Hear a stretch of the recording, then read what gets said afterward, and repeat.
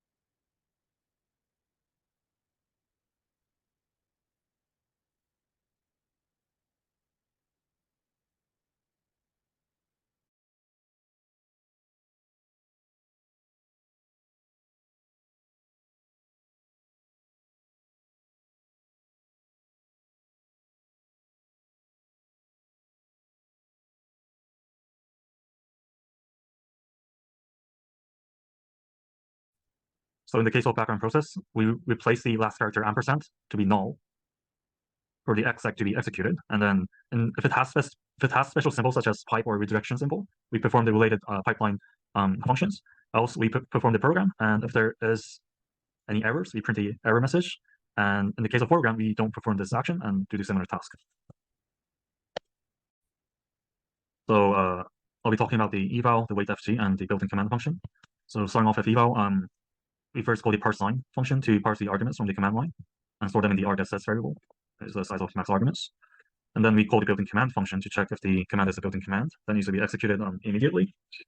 So here we check if the first argument is either quit, jobs, fg, or bg. In the case of fg or bg, it requires additional arguments to know the PID or JID. So if there is no second argument, then you just do nothing, return 1. And if there is additional arguments, we call to bgfg, which will be explained by another group member. So in either cases, it's going to return 1 if the first argument is one of the built-in commands. And so if it returned 1, we could just return from the eval function, because it means the command has been executed in some way. Otherwise, it means that we assume that first argument is a path to a program to be executed as a child process. And so before adding the job to the job list or calling executing the program in the child process, we have to first block the signals. And so this is that. And then we call fork to create the child process. And in the parent process, we suspend the signals until we add the jobs, and then we unblock them. And in the case of foreground, we do the same, except that we have to also call the waitfg function. And this waitfg function it suspends the signal until the PID is no longer the PID of the foreground process. So it means that we wait until the foreground process is completed. So there's that. And in the case of child process, we set the mask back to the old one, and then we call set PGID to change the group ID for the child, so that the signals sent to the parent is no longer sent to the child process. And then we notify the parent that the child is ready, because we change the the group ID. And so in the case of background process, we replace the last character ampersand to be null for the exec to be executed, and then if it has special symbols such as pipe or redirection symbol, we perform the related pipeline functions. Else we perform the program, and if there is any errors, we print the error message. And in the case of program, we don't perform this action and do the similar task. An issue we had with pipelines happened when we, let's say, wanted to do something like this. As we can see, we have this additional TSH that we would not want, but unfortunately we were not able to solve that. And other minor issues we had, for example, was when we pressed enter, it would give us a segmentation fault, or doing this would also give us a segmentation fault.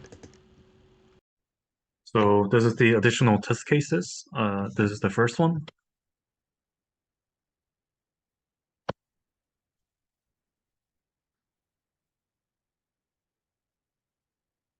This is the second one.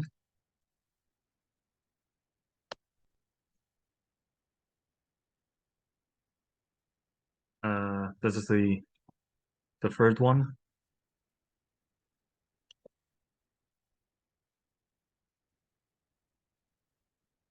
This is the fourth one.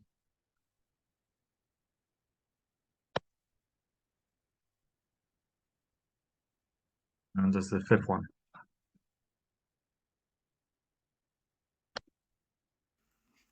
We developed some handlers over here to make sure that any signals that the user put or any signals that were passed from other processes to other processes would be handled appropriately. In the SigChild handler, we're basically dealing with children terminating or stopping, and basically, if they did, a SigChild signal would be sent. And if it did, it would be basically handled accordingly.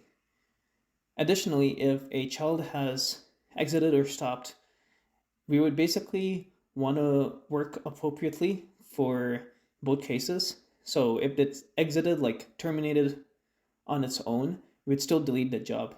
And if it was receiving a SIGINT, we'd also want to delete that. And we basically made those checks over here. We also checked if it stopped because of a SIG stop sent from the user, like Control Z. We would want to change the state of the job and basically deal with that signal. In the SIGINT handler, we're basically dealing with the user passing Control C. So if there's like a foreground job which the user wanted to stop, that specific the specific handler would be evoked. So it would basically get the SIG stop signal and basically deal with that accordingly by killing that specific process with that SIGINT.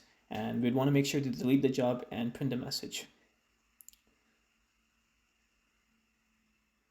In the SIG stop handler, we're doing something similar, except we're trying to stop the process, not kill it. So we tried to work with basically adding some adding some signals to block, because we were having some difficulties with having the SIG stop handler to work, but we did manage to get it running in the end. And we wanted to basically kill that specific process with SIG stop to ensure that it's stopped, not that it's terminated. And because we're doing that, we want to also make sure that we're changing the state of the job to stopped and informing the user with a specific message to show that.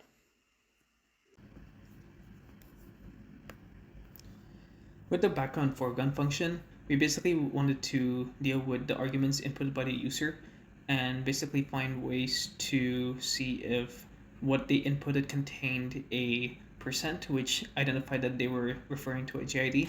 Otherwise, we're going to else if they were referring to a PID. And what we do with that information is basically try to search for that job if it was available. And we also try troubleshooting stuff with user inputs in case if they were incorrectly put. So we try to basically find the appropriate job based on the JID or PID over here, and basically check if it did exist. And if it did, which is good, we would want to send that specific job to the background or foreground based on whatever command the user had inputted. So if the user inputted background, the job would be sent to the background, and it would continue because we'd be sending it a seqcont, and that would be the same for the foreground as well. So we worked with both of those cases for the background foreground function. Over here, we basically created pipes by accepting the user arguments and then first checking if it has a input redirection, output redirection, or pipe symbol. And if it does, it would basically fall into these conditionals. And then in the split commands, we're basically trying to remove the pipes from those arguments so that we're basically tokenizing the pipes and it's left with sets of arguments without them.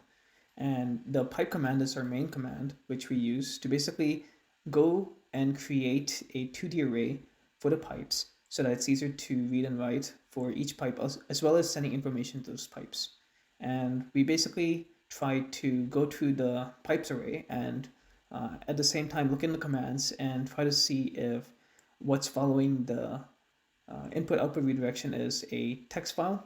And if it is, we want to send information to those files. We use dupe to basically either treat them as standard output or standard input respectively. And after that, we basically want to make sure that we close off all our pipes and we try to execute those commands. So now we're left with sets which only contain the commands to execute, so that we don't have to worry about executing a command which has the input redirection or output redirection symbol, because that causes errors. So after we wait for those pipes to close, we basically finish the pipes. The wait fg command basically happens for foreground processes, which is very important because we have to wait for the foreground process to end before letting the user input anything else. And this also gives the user opportunity to basically send signals to terminate or stop the process. So the tricky part which we try to go over here is basically trying to unblock a certain set of signals before waitfg is called, because we want the user to basically unblock, because we want the user to basically stop or kill any kind of process that is running in the foreground. And this is happening in the parent process because it's waiting for the child to basically execute and finish its process in the foreground. The first challenge was aligning our schedules to be able to have the time to meet in person, and there was a period of time where each of us had to finish other assignments and tests and tasks, which kept all of us busy. But we made sure to arrange meetings and voice calls on Discord as a solution for this, and we even met up in person for a few days well in advance of the deadline to make sure that we can problem solve and set deadlines.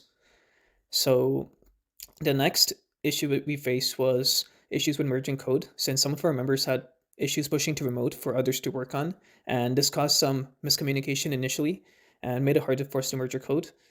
And because of this, we decided to use Discord as a platform to share our code, along with kind of having to chat and give pointers for each other's codes and provide updates. The next problem that we had was not having enough time to work on the pipelines and input-output redirection, because it was the last part of our assignment. But we managed to overcome these hurdles by being able to give each other pointers for sources that could help us with this task, like the PCRS and some of the slides. And we even attended office hours, and we got a lot of help from professors and TAs. We tried to make use of this diligently. And additionally, our fourth challenge was that our prof told us to include in the video was that one of our teammates, close to the end of the deadline, was no longer being part of the group. So we had to get a third member closer to the assignment deadline. So we kind of had to overcome this by being able to communicate with each other on a daily basis, because the assignment was being due soon.